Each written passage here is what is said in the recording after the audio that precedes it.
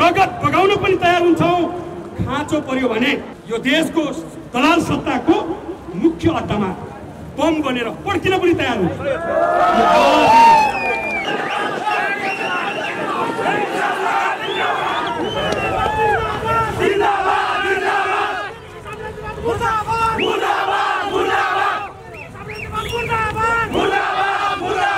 खुकुरीले पुगेन भने त्योभन्दा ठुल्ठुलो लडाइँ हाल्न, त्यो लडाइँ बोक्न, त्यो लडाइँ बिहोर्न तयार भएर हामी निक्लेका पार्टीका मान्छेहरू यहाँ सबै।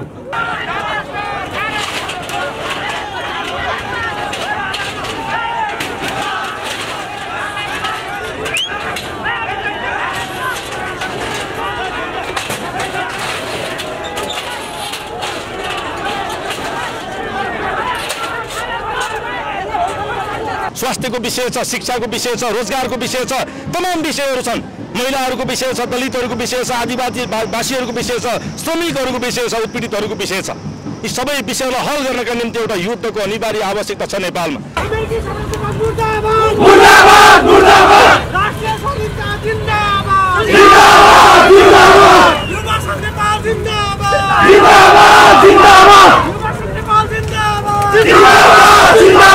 जो संसद भवन यही अगाडि छ, यदि ती त्यस्ता राष्ट्रघाती चिजहरू यो संसदमा यदि टेबलिङ हुन्छन् भने हामीलाई कुनै सत्ताको माया छैन, कुनै गठबन्धनको माया छैन।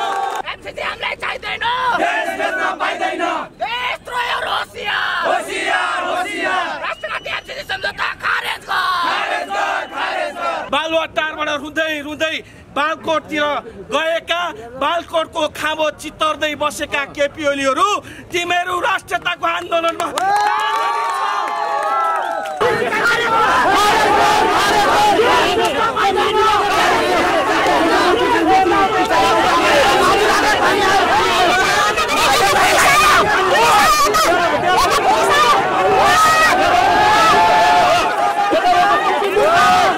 दलालहरूको चाकरीमा रूपान्तरण भएको एउटा मुठीभर जुन शक्ति छ, त्यो शक्ति आजको परिवर्तनको विरुद्धमा अथवा आजको नेपाली समाजको गतिको विरुद्धमा छ। नेपालको सेनालाई यो प्रश्न सोधिनेवाला छ कि तिमी स्वाधीनताको पक्षमा कि विपक्षमा। प्रत्येक नेपालीले यो प्रश्नको जवाब दिनुपर्छ। नेपालको प्रहरीले यो जवाब दिनुपर्छ। नेपालका सबै पुरानो राज्य संयन्त्रभित्रका कर्मचारीहरूले यो जवाब दिनुपर्छ। अर्थात् यो जवाब तपाईँले पनि दिनुपर्छ, मैले पनि दिनुपर्छ।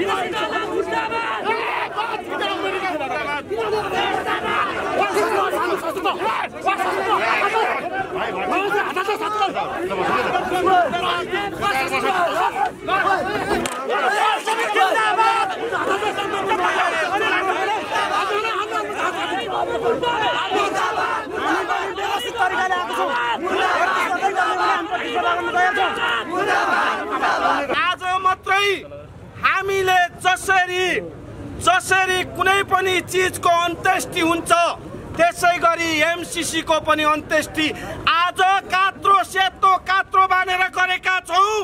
यो देशलाई कुनै हालतले एमसीसी स्वीकार्य छैन। हाम्रो भूमिमा हाम्रो देशमा एक चिम्टी माटो हाम्रो रगत भन्दा ठुलो हुन्छ भन्ने कुरा पनि हामी भन्न चाहन्छौं। हामी अनुरोध गर्न चाहन्छौं आजका मितिदेखि कुनै पनि राजनीतिक पार्टीका नेताहरूले यो अनुदानको बारेमा यो चाहिँ राष्ट्रघाती चिजको बारेमा लिनुपर्छ भनेर कसैले भन्छ भने अब यो अनराष्ट्रिय सडकमा उभिएर भन्ने छ ती नेताहरू ती सांसदहरूलाई हामी ठाउँको ठाउँ कालो मोसो लाउने छौँ।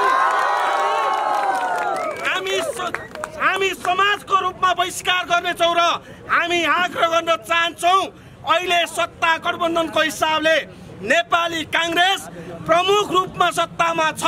त्यसको अध्यक्ष सभापति सम्मानित प्रधानमन्त्री शेरबहादुर देउवा आज देशको प्रधानमन्त्री हुनुहुन्छ। म एउटा आग्रह गर्न चाहन्छु यदि यो संसद भवन यही अगाडि छ यदि ती त्यस्ता राष्ट्रघाती चिजहरू यो संसदमा यदि टेबलिङ हुन्छन् भने हामीलाई कुनै सत्ताको माया छैन, कुनै गठबन्धनको माया छैन, हामीलाई कुनै माया छैन। त्यसो भएको कारणले हामीलाई देश प्यारो छ, हामीलाई हाम्रो मातृभूमि प्यारो छ, हामीलाई सत्ता गठबन्धन सत्ताको कुनै लोभ छैन। हिजो जतिखेर केपी ओलीले यही संसदमा उभिएर एमसीसी को पक्षमा बोलिरहँदा विद्रोहको झण्डा बोक्ने यो अनराष्ट्रिय हो। त्यसो भएको कारणले यो हिजो जतिखेर राष्ट्रियताको पक्षमा उभियो, जतिखेर सुस्ता महेशपुर कालापानी यस्ता पशुपतिनगरमा भारतले सीमा मिच्दै गर्दा पनि यो कलम र तारा अङ्की झण्डा यिनै सडकमा फहराएर भारतीय विस्तारवाद भन्ने यो अनराष्ट्रिय हो। आज अमेरिकी साम्राज्यवादले जुन किसिमले पैसाको लोभमा केही नेताहरूलाई किन्ने, केही पार्टीहरूलाई किन्ने, केही सांसदहरूलाई किन्ने जुन ढङ्गको एउटा प्रपञ्च रचिरहेको छ, हामी सबै नेपालीको तर्फबाट भन्न चाहन्छौँ, अनराष्ट्रियको तर्फबाट भन्न चाहन्छौँ तपाईहरुलाई पैसा पुगेको छैन भने एमसीसी को रकम भन्दा बढी रकम नेपाली जनताले दिनेछन्।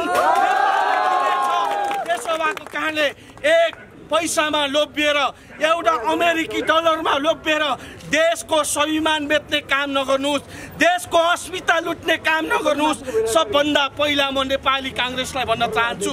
त्यस पछाडि मेरो एउटा आग्रह छ, अस्ति बालुवाटारबाट रुँदै बालकोटतिर गएका, बालकोटको खाँबो चितर्दै बसेका केपी ओलीहरू तिमीहरू राष्ट्रियताको आन्दोलनमा,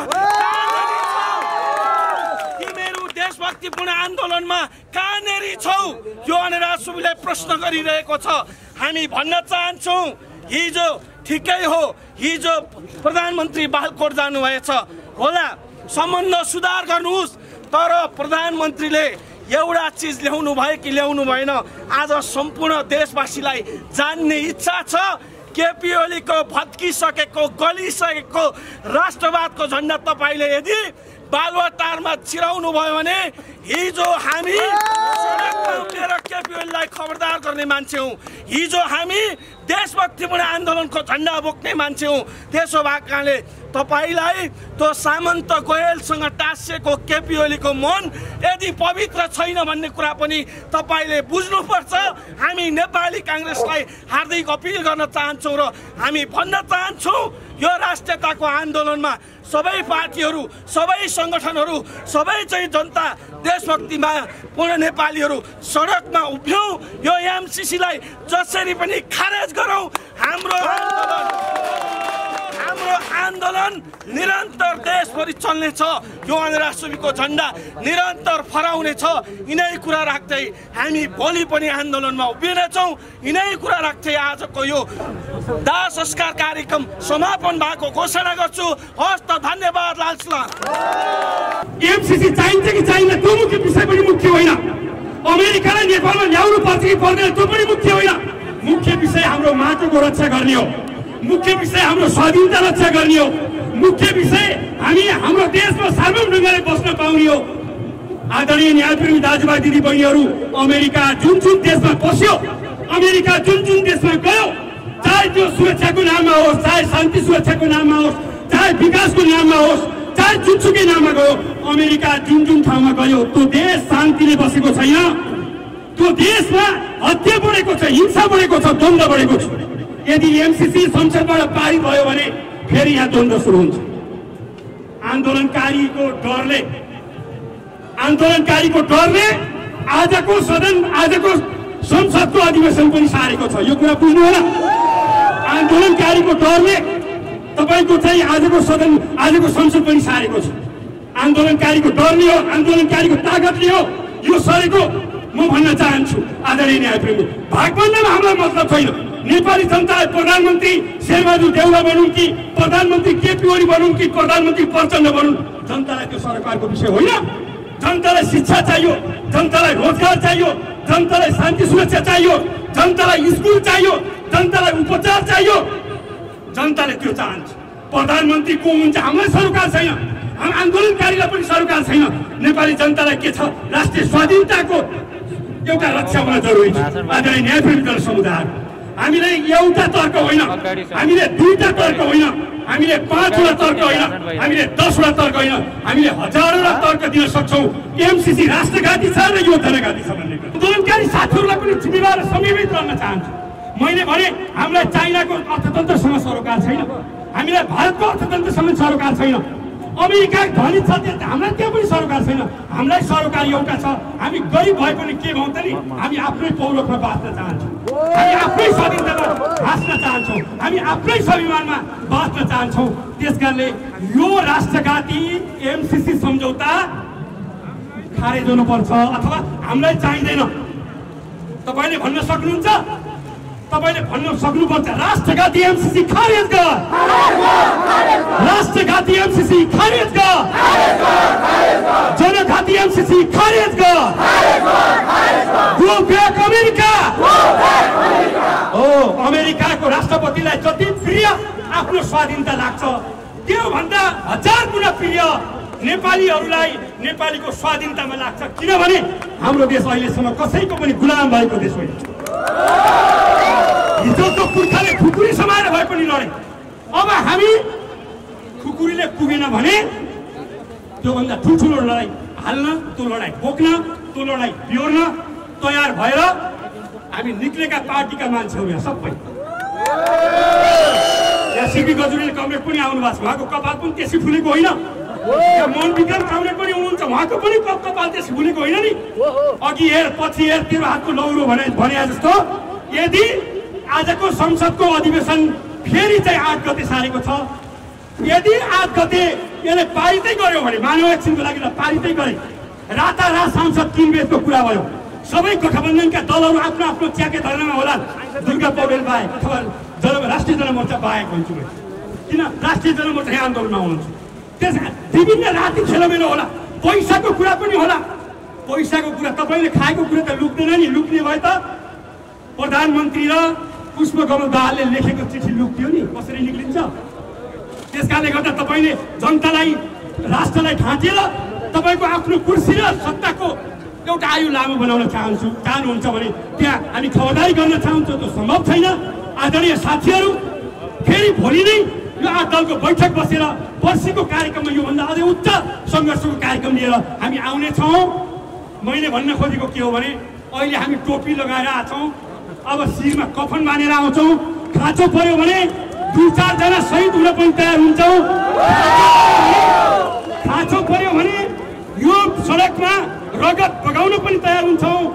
खाँचो पर्यो भने यो देशको दलाल सत्ताको मुख्य अड्डामा बम बनेर पड्किन पनि तयार हुन्छ। यो चाहिँ तपाईँको यो भाषण मात्रै पनि होइन, यो आन्दोलनकारीको सेन्टिमेन्टलाई देखेर चर्को बोलेको कुरा पनि होइन। यो स्वाधीनताको विषय भनेको निकै महत्त्वपूर्ण विषय हो। यो गठबन्धन, यो सत्ता, यो कुर्सी, यो कसको मन्त्रीको पद, कसको योसँग हामीलाई सरोकार छैन। त्यसकारणले गर्दा राष्ट्रघाती एमसीसी परियोजनाको चाहिँ त्यो टन्टा छ, त्यो टन्टा नबोके हुन्छ देउबाजीले, त्यो टन्टा नबोके हुन्छ प्रचण्डजीले, त्यो टन्टा नबोके हुन्छ तपाईँको एमाले। हामी भन्न चाहन्छौँ त्यसकारणले हामीसँग रातो रगत छ, हामीसँग आक्रोश पनि छ, हामीसँग पार्टी पनि छ, हामीसँग सङ्गठन पनि छ। खाँचो पर्यो भने सत्ता पनि हुन्छ, खाँचो पर्यो भने सेना पनि हुन्छ, थाहा भन्नुभएको छ। त्यसकारणले गर्दा म तपाईँहरूको बिचमा अन्तिममा आजको आन्दोलनमा तपाईँहरू आउनुभयो, सबैलाई म धन्यवाद दिन चाहन्छु।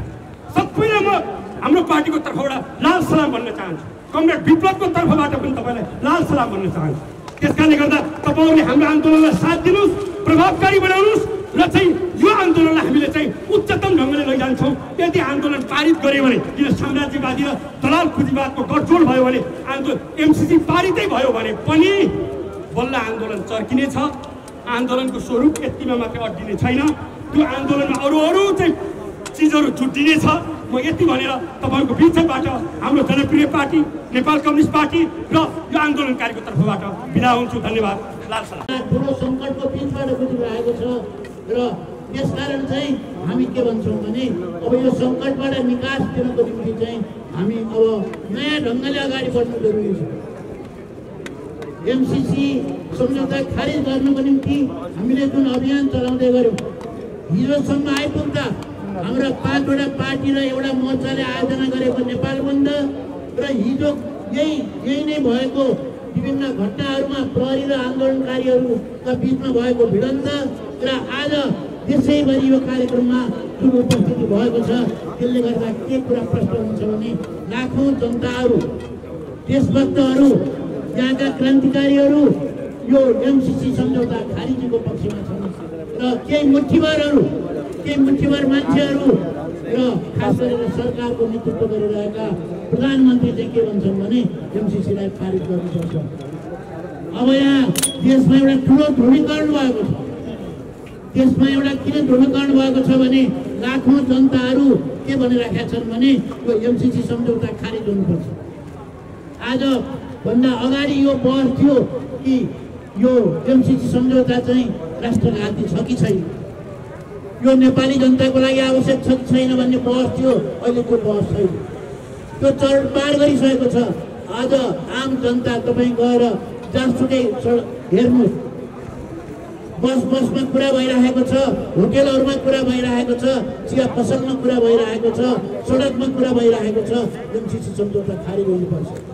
लाखौँ नेपाली जनताहरू सडकमा उत्रिएका छन्। तपाईँ हिजो र आजको मात्रै हिसाब गर्नुहुन्छ भने लाखौँ जनता सडकमा उत्रिसकेका छन्, सडकबाट आवाज उठाइरहेका छन् कि अब एमसीसी सम्झौता खारिज हुनुपर्छ।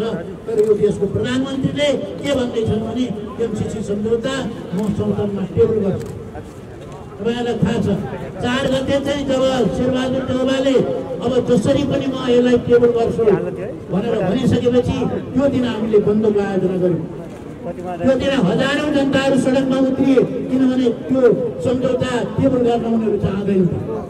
अहिलेको अवस्था के छ भने त्यसलाई टेबल गरेर जसरी पनि टेबल गरेर एमालेसँग मिलेर नेपाली कङ्ग्रेसले त्यसलाई पारित गर्ने र त्यसलाई लागू गर्ने भनेर उनीहरू त्यो योजनामा छन्। त्यसकारण चाहिँ यदि एमसीसी सम्झौता खारिज गरिएन भने त्यसको परिणाम के हुन्छ भन्ने कुरा सायद शासक वर्गले यो सोचिसकेका छैन। उनीहरूले त्यो सोच्न सकिरहेका छैनन्। लाखौँ जनता सडकमा किन उत्रिए? यसको विरुद्धमा जनताको जुन अभिमत छ त्यो अभिमतलाई कुल्चिन खोजियो भने त्यसको विरुद्धमा अब देशमा अर्को विकराल स्थिति पैदा हुनेवाला छ। यहाँ देशमा अहिले 2टा सम्भावनाहरू छ। एउटा डरलाग्दो अवस्थातिर देश जान सक्छ। एउटा सम्भावना के छ भने अब यहाँ राष्ट्रिय युद्ध हुन्छ। त्यसकारण चाहिँ यहाँ 2टा सम्भावनाहरू छन्। एउटा राष्ट्रिय युद्ध हुन सक्छ। अब नेपाल एउटा राष्ट्रिय युद्धतिर जान सक्छ। कतिपयले एमसीसीलाई के गर्न खोजेका छन् भने 50 करोड अमेरिकन डलरमा मात्रै सीमित गर्न खोजेका छन्। 50 करोड अमेरिकन डलर पाइने भएको हुनाले एमसीसी सम्झौता चाहिँ लागू गर्नुपर्छ भनेर भनिरहेका छन्। विषय 50 करोडको मात्रै होइन। यदि नेपालमा एउटा राष्ट्रिय युद्ध भयो भने त्यसलाई पैसाले रोक्न सकिँदैन। त्यसकारण नेपाल एउटा राष्ट्रिय युद्धतिर जान सक्छ। हामी के भन्न चाहन्छौँ भने यो अवस्थाबाट देशमा जान नपाओस् भनेर हामीले उनलाई यो सुझाव दिएका हौँ। उनीहरूलाई यो जवाब सिर्जना गरेका हौँ कि देश एउटा राष्ट्रिय युद्धतिर जान गइमाग। यदि देश राष्ट्रिय युद्धतिर गयो भने त्यो हाम्रो लागि क्रान्तिकारीको लागि झन् राम्रै कुरा हुन्छ। राष्ट्रिय युद्ध भयो भने यो देशमा नयाँ परिवर्तन आउँछ, यो व्यवस्था बदलिन्छ, सारा चिजहरू परिवर्तनहरू क्रान्तिद्वारा चाहिँ ठुल्ठुला परिवर्तनहरू हुँदाखेरि राष्ट्रिय युद्धले ठुलो भूमिका खेलेको हामीलाई थाहा छ। त्यसकारण एउटा सम्भावना के छ भने नेपाल राष्ट्रिय युद्धतिर जान सक्छ। अर्को सम्भावना आज सबै ठाउँमा बहस छ। कर्मचारीहरूको बिचमा पनि बहस छ, राजनीतिक पार्टीहरूका बिचमा बहस छ। र यहाँ प्रहरीहरूका बिचमा पनि बहस। हाम्रो कार्यक्रममा आएर गिरफ्तार भएर कस्टडीमा गएका प्रहरी कस्टडीमा जाँदाखेरि त्यहाँ साथीहरूले हामीलाई के बताउनुहुन्छ भने त्यहाँ त 2 थरी प्रहरी छन्। लाठीचार्ज गर्ने बेलामा पनि के भन्छन् भने कसैले लाठीचार्ज गर्नुपर्छ भन्छन्, कसैले देशभक्तलाई लाठी हाल्नु हुँदैन। यहाँको सेनामा पनि त्यो छ र हामीले एउटा खबर पढेका थियौँ। यहाँको प्रधान सेनापतिले चाहिँ पूर्वमा गएर के भनेर भने नेपाललाई अब चाहिँ विदेशीहरूको हातमा सुम्पिन लाग्यो, नेपाली सेना यदि त्यसो गर्यो भने नेपाली सेना चुप्लाएर बस्दैन भनेर भनेका। भनेपछि अब गृहयुद्ध भनेको के हो? अब सारा जनताहरू एउटा पक्षमा छन् र शासक वर्गहरू त्यसको विरुद्धमा गयो भने त्यसले एउटा गृहयुद्धको रूप लिन सक्छ। यदि बाह्य हस्तक्षेप भयो, नेपालको राष्ट्रिय स्वाधीनतामाथि दमन भयो भने यहाँ राष्ट्रिय युद्ध हुन सक्छ। राष्ट्रिय युद्धतिर जाने र गृहयुद्धतिर जाने ठुलो खतरा अहिले पैदा भएको छ। त्यसकारण हामी के भन्छौँ भने त्यो अवस्था आउन नदिनको निम्ति केही उपायहरू छन्। हामीले सुझाव पनि दिन चाहन्छौँ। हामी अहिले यो देश गृहयुद्धतिर जाओस् भन्ने हामीले चाहेका छैनौँ। हामीले राष्ट्रिय युद्ध पनि भइहालोस् भन्ने चाहेका छैनौँ। त्यसबाट देशलाई बचाउनको निम्ति केही उपायहरू छन्, तर ती उपायहरूलाई लागू गर्न सकियो भने त्यो देश बच्न सक्छ, त्यताबाट जानबाट बच्न सक्छ। त्यो भनेको के हो भने एक मात्र उपाय छ। यहाँ अहिले सदनमा जुन चाहिँ यो राष्ट्रघाती चाहिँ एमसीसी जुन सम्झौता भएको थियो त्यो सम्झौतालाई अनुमोदन गर्नको निम्ति सदनमा जुन उनीहरूले टेबल गर्न खोजेका छन् त्यो एजेन्डालाई उनले फिर्ता लिन्छ। यदि शेरबहादुर देउवाले उनले नेतृत्व गरेको सरकारले त्यसलाई फिर्ता लिन्छ भने यो स्थिति नआउन सक्छ। हामी अमेरिकालाई पनि भन्न चाहन्छौँ, अघि मभन्दा अगाडिका साथीहरूले पनि भन्नुभएको छ कि अमेरिकाले चाहिँ जहाँ जहाँ गएको छ त्यहाँ अत्याचार गरेको छ। अमेरिकालाई हामी स्मरण गराउन चाहन्छौँ 1960-70 को दशकमा भियतनामबाट उनीहरू कसरी भाग्नु परेको थियो।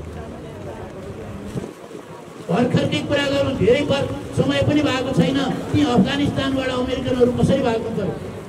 त्यसकारण चाहिँ त्यो कुरा अमेरिकनहरूले पनि बुझ्नुपर्छ र उनीहरूले त्यो अवस्था आउन नदिनको निम्ति हामी के भन्न चाहन्छौँ भने अमेरिकाले जुन अहिले दबाब सिर्जना गरिरहेको छ त्यो दबाब सिर्जना गर्न बन्द गर्नुपर्छ र उनीहरूले राष्ट्रघाती एमसीसीलाई फिर्ता लिने निर्णय गर्नुपर्छ।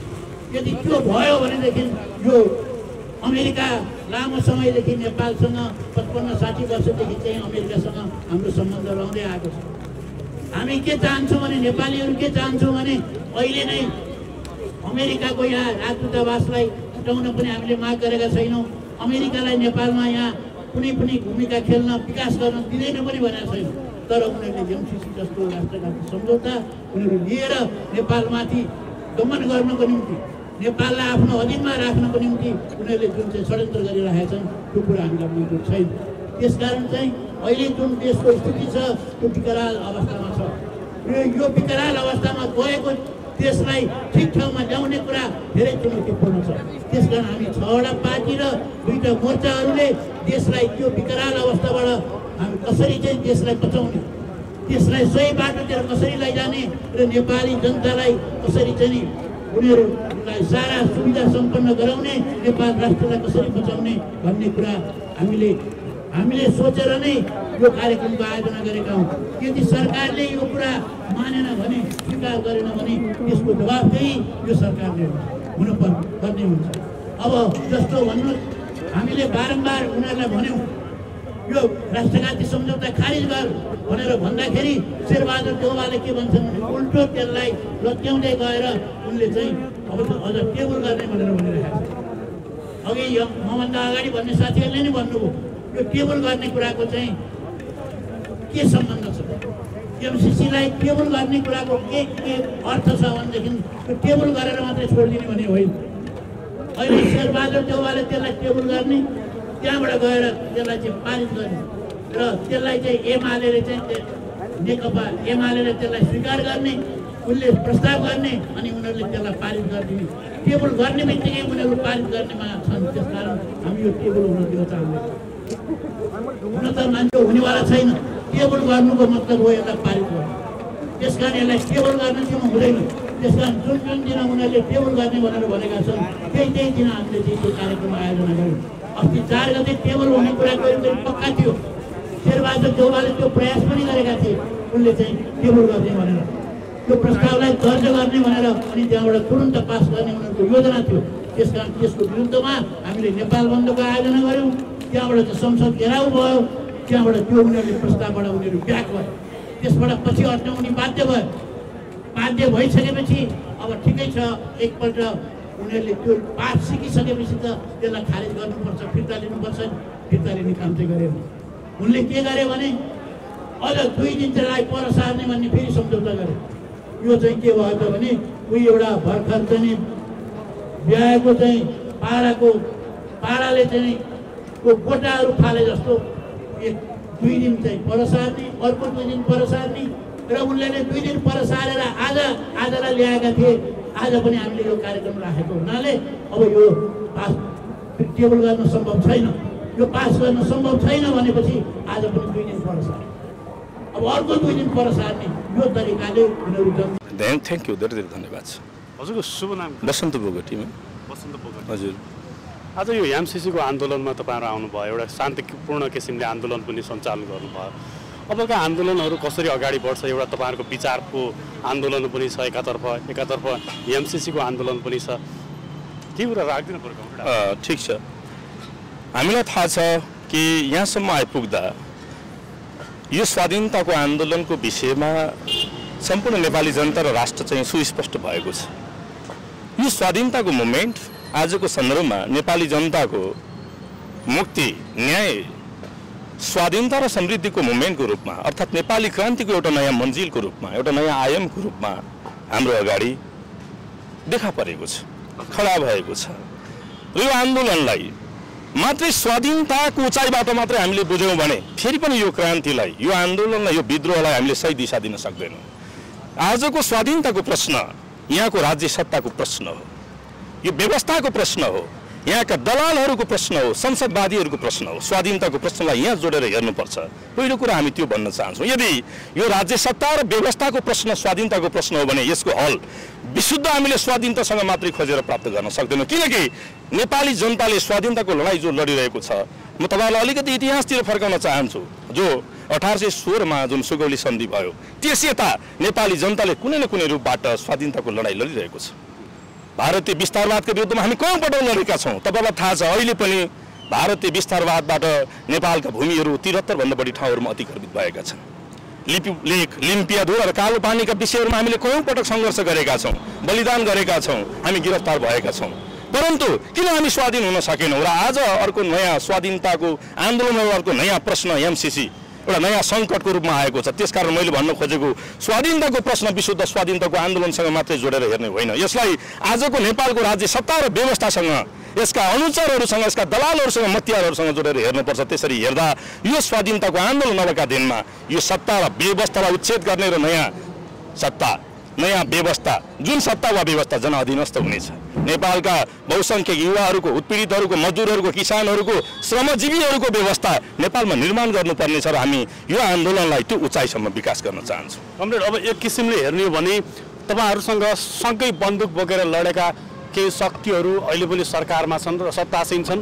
उनीहरूले बाहिर देखावटी भनौँ अथवा मनैदेखि भनौँ एमसीसीको विरोध जस्तो गरेको पनि देखाइरहेका छन् र सत्ताको स्वाद पनि चाखिरहेका छन्। यो बिचमा तपाईँहरू त्यो शक्तिलाई, हिजो सँगै बन्दुक बोकेर हिँडेका शक्तिहरू र आज सत्तामा रहेर बाहिर आन्दोलन गरिरहेका, एमसीसीको विरोध गरिरहेका शक्तिहरू, एक किसिमले हेर्ने हो भने सरकारको प्रमुखले ल्याएको नीति तथा कार्यक्रम भनेको सरकारमा भागीदार हुने सबै राजनीतिक दलहरूको नीति तथा कार्यक्रम हो, तर आज त्यो देखिँदैन। के भन्नु? ठिक छ, तपाईँले जुन विषय राख्नु भएको छ कि यसमा दुईवटा चिजहरूमा हामीले ध्यान दिनुपर्ने हुन्छ कि एउटा युद्ध र क्रान्तिको प्रक्रियाबाट एउटा समाज, एउटा व्यवस्था वा एउटा राज्य निर्माण हुन्छ। स्वयं नेपालको कुरा गर्नुहुन्छ भने इतिहासमा कयौँ त्यस प्रकारका युद्ध र क्रान्तिको प्रक्रियाबाट नेपाल राज्य निर्माण भएको छ र पछिल्लो राज्य व्यवस्थाको कुरा गर्नु समुच्चायको रूपमा ऐतिहासिक जनयुद्ध, जनआन्दोलन, जनविद्रोह हामीले लिन सक्छौँ, परन्तु समाजलाई अगाडि बढाउने सन्दर्भमा एउटै मात्र युद्ध वा क्रान्ति त्यो पर्याप्त छैन, किनकि इतिहासले हामीलाई गरेको निर्देश के हो भने समाजलाई अगाडि बढाउने सन्दर्भमा वर्तमान जब इतिहासबाट शासित हुन स्वीकार गर्छ, वर्तमानले नयाँ युद्ध, नयाँ क्रान्ति, नयाँ विद्रोहको माग गर्छ। त्यो सामाजिक गति यसको अन्तर्विरोध र चेतनासँग सम्बन्धित छ। त्यसरी हेर्दा एउटा पङ्क्ति युद्धबाटै आएको एउटा पङ्क्ति पनि यथास्थितिवादी कित्तमा बदलिन सक्छ, जो हामी देख्न सक्छौँ नेपालको राजनीतिमा त्यसो भएको छ। यसको अर्थ यो होइन कि त्यो यथास्थितिवादी विचारले नेपालको क्रान्तिलाई वा आजको युगको विद्रोहलाई रोक्न सक्दैन, छेकबार गर्न सक्दैन। र हामीले भनेको कुरा के हो भने आज नेपालमा हामीले जुन विद्रोह अगाडि बढाउन चाहँदैछौँ त्यो आजको नेपालको समाजको गति र अन्तर्विरोध यसको चेतनाका आधारमा निर्माण हुने विचार नेतृत्व र आन्दोलनको कुरा हामीले गरिरहेका छौँ। जहाँसम्म त्यहाँ ती साथीहरूको विरोधको प्रश्न छ कि त्यहाँभित्र हामीले दुईवटा चिजहरूलाई ध्यान दिन जरुरी छ कि त्यहाँभित्र एउटा ठुलो पङ्क्ति छ जसले नेपाली जनता र राष्ट्रको स्वाधीनता चाहन्छ, अधिकार चाहन्छ, मुक्ति चाहन्छ, समृद्धि चाहन्छ। त्यो कुरा हामीले बिर्सनु हुँदैन। परन्तु त्यहाँको एउटा मुठीभर दलालहरूको चाकरीमा रूपान्तरण भएको एउटा मुठीभर जुन शक्ति छ, त्यो शक्ति आजको परिवर्तनको विरुद्धमा अथवा आजको नेपाली समाजको गतिको विरुद्धमा छ। त्यो कुरा हामीले बुझेका छौँ र मसिनो गरी हामीले बुझेका छौँ। जहाँसम्म अहिले सडकमा प्रदर्शन गर्नुभएको छ कि त्यो स्वागत योग्य कुरा छ। तर यो प्रदर्शन यदि यो प्रदर्शन वास्तवमा जनताको स्वाधीनता र मुक्तिको प्रदर्शन हो भने अब एउटा ध्रुवीकरण हुन जरुरी छ। नेपालमा एउटा ठुलो ध्रुवीकरण हुन जरुरी छ। यो राजनीतिक क्षेत्रको ध्रुवीकरणको मात्र विषय मैले गरिरहेको छैन। सिङ्गो पुरानो राज्य सत्ता र व्यवस्थाभित्र पनि एउटा ध्रुवीकरण हुन जरुरी छ कि एक दिन एउटा यस्तो समय आउँदैछ निकट समयमा कि हरेक नेपालीले प्रश्न सोध्नेवाला छ, नेपालको सेनालाई यो प्रश्न सोधिनेवाला छ कि तिमी स्वाधीनताको पक्षमा कि विपक्षमा। प्रत्येक नेपालीले यो प्रश्नको जवाब दिनुपर्छ। नेपालको प्रहरीले यो जवाब दिनुपर्छ, नेपालका सबै पुरानो राज्य संयन्त्रभित्रका कर्मचारीहरूले यो जवाब दिनुपर्छ। अर्थात् यो जवाब तपाईँले पनि दिनुपर्छ, मैले पनि दिनुपर्छ। त्यो दिन हामी कहाँ उभिन्छौँ?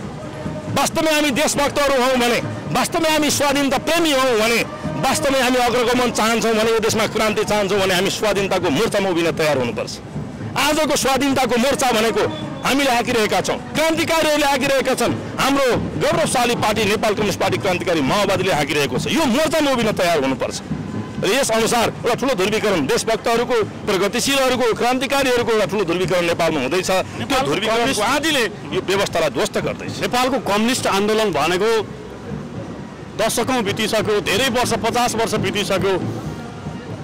ती कम्युनिस्ट आन्दोलनहरूबाट आजसम्म आइपुग्दा कम्युनिस्ट पार्टीहरू टुटफुट भएका छन्, विचारबाट विचलित भएका छन्। हिजो तपाईँहरूसँगै सहयोद्धा बन्दुक बोकेर क्रान्तिमा होमिएका व्यक्तिहरू आज सत्ताको भागीदार बनिरहेका छन्। कोही तपाईँहरू बन्दुक बोक्नुपर्छ, अझै क्रान्ति गर्नुपर्छ अथवा शान्तिपूर्ण क्रान्ति गर्नुपर्छ भनेर तपाईँहरू एकातर्फ हुनुहुन्छ, कोही अर्कातर्फ छन्। कसरी सम्भव छ कमरेड? यो सम्भव छ। युद्धको नियम हुन्छ, अर्थात् समाजको विकासको एउटा नियम हुन्छ। म सबै युवा साथीहरूलाई अनुरोध गर्न चाहन्छु, एकपटक हामी फर्केर हाम्रो इतिहास पढ्नुपर्छ। हामीले संसारलाई हेऱ्यौँ, संसारलाई बुझ्यौँ, संसारलाई पढ्यौँ, तर यसो गर्दै गर्दा हामीले नेपाललाई पढेनौँ जति हामीले नेपाललाई पढ्नु पर्थ्यो, हाम्रो इतिहासलाई पढेनौँ। आजको नेपाल कसरी निर्माण भएको छ? युद्धभन्दा बाहिरबाट कुनै समाज, कुनै राज्य, मैले अघि पनि भने त्यो निर्माण असम्भव छ। र युद्ध किन हुन्छ कि जब अन्तर्विरोधहरू, जब सामाजिक अन्तर्विरोधहरू एउटा उचाइमा पुग्छन्, जब ती अन्तर्विरोधहरूलाई हल गरेर राज्य व्यवस्था असफल हुन्छ, राज्य सत्ता तत्कालीन यथास्थितिमा रहेको सत्ता असफल हुन्छ, त्यसपछि युद्धको माग हुन्छ। युद्धको विषय कुनै एउटा पार्टीको विषय हुन सक्दैन, यो सबै नेपाली जनता र राष्ट्रको विषय हो। तपाईँ भन्नुहोस्, आज स्वाधीनताको विषय सँगसँगै जनतन्त्रको विषय छ, जनजीविकाको विषय छ। यो चिज हल गरेर यो व्यवस्था सक्षम छ। स्वास्थ्यको विषय छ, शिक्षाको विषय छ, रोजगारको विषय छ, तमाम विषयहरू छन्। महिलाहरूको विषय छ, दलितहरूको विषय छ, आदिवासीहरूको विषय छ, श्रमिकहरूको विषय छ, उत्पीडितहरूको विषय छ। यी सबै विषयलाई हल गर्नका निम्ति एउटा युद्धको अनिवार्य आवश्यकता छ नेपालमा। जहाँसम्म यसको शान्तिपूर्ण कुरा गर्नुभएको छ कि युद्ध निर्मम हुन्छ कामरेड मित्रहरू, युद्ध निर्मम हुन्छ साथीहरू, हामीले बुझ्नुपर्छ। निर्मम हुन्छ। नेपाली जनता त आज पनि युद्धकै प्रक्रियामा छ। शासकहरूले हामीमाथि एक प्रकारको युद्ध प्रत्यक्ष वा अप्रत्यक्ष रूपमा हामीलाई लगाइरहेकै छन्। तपाईँ जनताको आवाज लिएर सडकमा बोल्ने स्थिति छ यो देशमा। हामी गिरफ्तारी हुन्छौँ, हामीलाई हिरासतमा राखिन्छ, हामीलाई जेल नेल र हत्करी लगाइन्छ। त्यो हामीमाथि लादिएको युद्ध होइन। हाम्रा आवाजहरू स्वस्फूर्त रूपमा राख्न किन वञ्चित गरिन्छ? तपाईँ संसद भवन अगाडि उभिएर स्वाभिमानपूर्वक आफ्नो विषयहरू किन राख्न पाउनुहुन्न? किन यस प्रकारको घेराबन्दी गरिन्छ? यसकारण जनतामाथि प्रतिक्रियावादी व्यवस्थाले निरन्तर युद्ध लादेकै हुन्छ र जनताले त्यसको उच्चतामा पुगेपछि एउटा जुन खबरदारी गर्छ, एउटा मात्रै युद्धको कुरा हामी गर्दैछौँ। हामी अन्त्यतर्फ पनि छौँ। तपाईँलाई एउटा प्रश्न गर्छु, हिजो यस्तै व्यवस्था थियो, यस्तै व्यवस्थाको अन्त्यको लागि भनेर तपाईँहरूले 51 सालदेखि बन्दुक बोक्नु भयो र शान्ति प्रक्रियामा आउनुभयो। शान्ति प्रक्रियामा आइपुग्दा केही शक्ति अथवा भनौँ केही सङ्गठन त्यही पार्टीभित्रका तपाईँहरू फुटेर जानुभयो, तपाईँहरूलाई त्यो व्यवस्था फेरि मन परेन। अनि फेरि भोलि तपाईँहरूले तपाईँहरूको नेतृत्वमा राज्य सत्ता आइपुग्दा फेरि अर्को टिमलाई मन नपर्ला। अहिले कहिलेसम्म यो क्रान्ति, कहिलेसम्म यो अराजक किसिमको क्रियाकलाप, कहिलेसम्म नेपाली जनता, जबसम्म तपाईँ यो दुनियाँमा जबसम्म श्रमजीवी, जबसम्म सर्वहारा वर्ग रहन्छ, जबसम्म सर्वहारा वर्ग र जबसम्म पुँजीपति वर्ग रहन्छ, जबसम्म श्रमिक र मालिक बीचको अन्तर्विरोध कायम रहन्छ, युद्ध त्यो समयसम्म रहन्छ। यो हाम्रो कुरा होइन, यो समाज विकासको कुरा हो र कुनै पनि एउटा युद्धले अर्को युद्धलाई निषेध गर्न सक्दैन। कुनै पनि एउटा युद्धले अर्को युद्धलाई निषेध गर्नका निम्ति त्यो युद्ध होइन, अर्को युद्धका निम्ति त्यसले नयाँ आयामहरू उत्पन्न गरेको हुन्छ। युद्धको निरपेक्ष समाधान हुन सक्दैन, किनकि युद्धको कुरा तपाईँ जो गर्नुहुन्छ गतिको कुरा हो। युद्धको कुरा भनेको तपाईँभित्र पनि एउटा युद्ध छ, तपाईँभित्र पनि एउटा अन्तर्विरोध छ, त्यो गति छ, अन्तर्विरोध छ, त्यसले तपाईँभित्र पनि एउटा युद्ध छ। यसकारण नेपाली जनताभित्र एउटा युद्ध सङ्गठित भइरहेको छ। नेपाली जनताको मात्रै कुरा होइन मित्र, सिङ्गो विश्व एउटा युद्धको स्थितिमा छैन, विश्व एउटा युद्धको स्थितिमा छैन। तपाईँ चीनको कुरा गर्नुहोस्, तपाईँ भारतको कुरा गर्नुहोस्, तपाईँ अफगानिस्तानको कुरा गर्नुहोस्, तपाईँ युक्रेनको कुरा गर्नुहोस्, तपाईँ रसियाको कुरा गर्नुहोस्, के युद्ध तपाईँ देखिरहनु भएको छैन? तपाईँ सिरियाको कुरा गर्नुहोस्, तपाईँ लिबियाको कुरा गर्नुहोस्। युद्धभन्दा बाहिरको समाजको कल्पना हामी गर्न सक्दैनौँ, युद्धभन्दा बाहिर समाज हुन सक्दैन। त्यसकारण हामीले भनेको कुरा के हो भने हामी हाम्रो युगमा हामीले चाहेको व्यवस्था निर्माण गर्न चाहन्छौँ, न कि यी दलाल र प्रतिक्रियावादीहरूको यस प्रकारको जुलुम र हुकुमी। हामी यो जुलुम र हुकुमी अन्त्य गर्न चाहन्छौँ र हाम्रो युगमा हाम्रा युवाहरूले चाहेको, हाम्रा मजदुरहरूले चाहेको, हाम्रा जनताहरूले चाहेको, हाम्रा किसानहरूले, विद्यार्थीहरूले चाहेको व्यवस्था हामी निर्माण गर्न चाहन्छौँ। यो निर्माणको प्रक्रियामा जब राज्य व्यवस्था यसको अवरोध बनेर खडा हुन्छ भने यसलाई ध्वंस गर्नु हाम्रो अनिवार्य कर्तव्य हुन जान्छ, आजका क्रान्तिकारीहरूको अनिवार्य कर्तव्य हुन जान्छ र युद्धलाई यही रूपमा बुझ्नुपर्छ। एमसिसीको सवालमा म थोरै मात्रै प्रश्न गर्छु। एमसिसीलाई जुनसुकै हालतमा लागू गर्ने जो यो राष्ट्रहितमा छ, म कहाँ राष्ट्रघाती, मलाई देशको माया छैन भनेर भनिरहँदा अब सत्ताधारी केही दलहरूले एमसिसीलाई सपोर्ट गरिरहेका छैनन्, जसकारण हिजो बालकोटमा गएर प्रधानमन्त्रीले ओलीसँग भेटवार्ता गर्नुभएको छ र एक किसिमको समीकरण के देखिन्छ भने कुनै हालतमा सत्ताधारी पार्टीहरूले सपोर्ट नगरे एमाले र कङ्ग्रेस मिलेर भए पनि एमसिसी पास गरेर देखिन्छ। यस्तो अवस्थामा अब देश र जनताको ध्यान विप्लवतिर छ अथवा भनौँ क्रान्तितर्फ छ भनेर तपाईँहरूले भनिरहनु भएको छ र एमसिसीको विरोधमा पनि छ तेस्रो जनताको ध्यान। अब यो अवस्थामा तपाईँहरूले आन्दोलनका कार्यक्रमहरू, तपाईँका क्रान्तिका कार्यक्रमहरू कसरी अगाडि बढाउनु? निश्चित रूपमा मैले तपाईँलाई भनेको छु नि, युद्ध र क्रान्तिलाई जनताले दिशानिर्देश गर्छ र हामीलाई के अनुभूति भएको छ भने जनता आजको स्वाधीनताको लडाइँमा विजयका निम्ति कुनै पनि प्रकारको युद्ध, कुनै पनि प्रकारको विद्रोह र आन्दोलनका निम्ति तयार छ।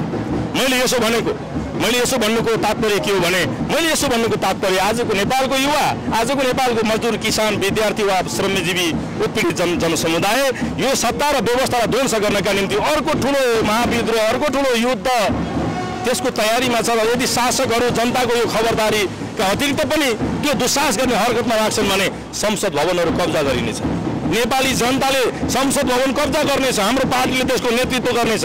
नेपाली जनताले सिंहदरबार कब्जा गर्नेछ, शीतल निवास कब्जा गर्नेछ, बालुवाटार कब्जा गर्नेछ, सबै यसका पुराना सत्ता र संयन्त्रहरू नेपाली जनताले कब्जा गर्नेछ। त्यस दिन हाम्रो पार्टी नेपाली जनता र राष्ट्रको नेतृत्व दिनका निम्ति सडकमा हुनेछ, हामी तपाईँहरूसँग हुनेछ। तपाईँहरू सधैँ युद्धको कुरा गर्नुहुन्छ, तपाईँ सधैँ बन्दुक उठाउने कुरा गर्नुहुन्छ, हरेक कुराहरू क्रान्तिका कुराहरू गर्नुहुन्छ। यो गर्दै गर्दा तपाईँहरूले गरेको 10 वर्ष जनयुद्धमा कैयन हजार मान्छेहरू मारिएका थिए, जस कारणले गर्दा आमाको काख रेतिएको छ कमरेड, एउटा पत्नीको सिउँदो पुछिएको छ। अझै तपाईँहरू कस्तो क्रान्ति चाहनुहुन्छ यो देशमा? युद्धको प्रक्रियामा ठुल्ठुला बलिदानहरूको, ठुल्ठुला परिवर्तनहरूको पूर्व सन्ध्यामा यस प्रकारको बलिदान हुन्छ। यो हाम्रो नेपालको मात्रै होइन, नेपालको मात्रै परिवर्तन होइन, शान्तिपूर्ण परिवर्तनका निम्ति बाटो को छ? तपाईँले बन्दुकको कुरा गर्नुभयो, अहिले हामीसँग बन्दुक कोसँग छ? हामीसँग बन्दुक छ, तर सडकमा हामीलाई निषेध गर्न आएको शक्ति बन्दुक लिएर आएको छ। जब तपाईँ र मेरो युद्ध अथवा तपाईँ र मेरो सङ्घर्ष, तपाईँ र मेरो झगडा, लडाइँ यदि विचारमा हुन्छ भने विचारले सामना गर्न सक्छौँ, तपाईँ गर्नुहुन्छ। तपाईँ र मेरो उदाहरण दिन्छु म, तर त्यो हाम्रो प्रतिस्पर्धामा, त्यो हाम्रो बहसमा, त्यो हाम्रो सङ्घर्षमा यदि मैले वा तपाईँले त्योभन्दा अगाडि बढेर मैले वा तपाईँको विरुद्धमा तपाईँले एक अर्काको विरुद्धमा हतियार उठाउने परिस्थिति बन्यो भने के हुन्छ त्यसबेला? विद्रोह गर्नु, हतियार उठाउनु, बन्दुक उठाउनु जनताको निम्ति अनिवार्य कर्तव्य हुन जान्छ। त्यो हामीले के बुझ्नु हुँदैन भने हामीले बन्दुकको कुरा गर्दा हामीले शान्तिलाई बिर्सेका छौँ भन्ने कुरा बिर्सनु हुँदैन, के बिर्सेका छौँ भन्ने कुरा बुझ्नु हुँदैन। हामीले जुन युद्धको कुरा गरिरहेका छौँ कि त्यो शान्तिका निम्ति यो कुरा गरिरहेका छौँ कि आज यो राज्य सत्तासँग प्रतिक्रियावादी व्यवस्थासँग लाखौँको सङ्ख्यामा सेनाहरू छन्, प्रहरीहरू छन् र उनीहरू हतियारबद्ध छन्, उनीहरूसँग बन्दुक छन्। के का निम्ति हो त्यो? आज अमेरिकी साम्राज्यवादले करोडौँ अरबौँ डलर युद्धका निम्ति खर्च गरिरहेको छ, हतियार उत्पादनमा खर्च गरिरहेको छ। के का निम्ति किन गरिरहेको छ त्यो? कि शासकहरू हतियार उत्पादन गरेर शान्तिको कामना गर्न सक्छन्? यदि साँच्चै शान्तिको कामना गर्ने हो भने फुल रोपाउन, शिक्षा रोपाउन, स्वास्थ्य रोपाउन, जनतालाई अधिकार दिउन। हामीले त यही भनेका छौँ नि। त्यसैले उनीहरू जब हतियार बोकेर जनताका आवाजहरूमाथि दमन गर्ने दुस्साहस गर्छन्, कुचेष्टा गर्छन् कि त्यति बेला जनताले हतियार उठाउनु अनिवार्य हुन जान्छ। उठाउनै पर्छ। यो मेरो मात्रै प्रश्न होइन, हाम्रो पार्टीको मात्रै प्रश्न होइन, यो तपाईँको पनि प्रश्न हो। उठाउनै पर्छ, अनिवार्य हुन्छ यो कुरा हो। हुन्छ, तपाईँले अमूल्य समय दिनुभयो, तपाईँलाई धेरै धेरै धन्यवाद। हाम्रा विचारहरू तपाईँहरूको चाहिँ सुनौलो खबर मिडिया मार्फत, जो सुनौलो नेपाल मिडिया मार्फत लैजाने जुन अवसर दिनुभयो त्यसका निम्ति म तपाईँहरूलाई धेरै धेरै धन्यवाद दिन चाहन्छु।